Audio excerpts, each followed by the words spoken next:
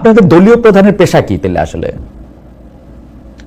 ওনার অবশ্যই আয়ের উৎস নিশ্চয়ই আছে। আমরা একটু জানি না উনি কেন? কিভাবে ওনারা এখন এটা উনি এতদিন ধরে দেশের বাইরে আছেন, ওনাদের ওনার ফ্যামিলি আছে, ওনার স্ত্রী আমার ডক্টর জুবাইদা কর্মরত আছেন, তো ওনাদের আয়ের উৎস তো ফ্যামিলি থেকেও আসতে পারে, আয়ের উৎস বিভিন্ন জায়গা থেকে আসতে পারে। আয়ের উৎস তো সেটা যে পাবলিক নলেজ হতে হবে। আমার আয়ের উৎস তো পাবলিক নলেজ না, আমার আয়ের উৎস আপনি জানেন না, বাট দ্যাট ডাজন্ট মিন যে আমার কোনো আয় নাই। হ্যাঁ, তো আয়ের উৎস যে সবার জানতে হবে আমার কোনো কথা নেই, অ্যাজ লং অ্যাজ উনি ট্যাক্স ফাইল করছেন, অ্যাজ লং অ্যাজ ওনার ফাইলস সব ধরেন শামাপা, এটা মনে হইতে পারে যে আমি কিন্তু জনাব তারেক রহমান রে, বেগম খালেদা জিয়ারে খুবই পছন্দ করি, বাংলাদেশের সব লোককে আমি পছন্দ করি, কিন্তু ঘটনা হচ্ছে যে ধরেন আমার মেয়ে যদি জনাব তারেক রহমানের মতো হইতে চায়, তো সে যদি আমরা জানতে চায় যে উনি কি করেন, তাহলে আমাকে বলতে হবে যে উনি আসলে পলিটিক্স করেন, তাই তো?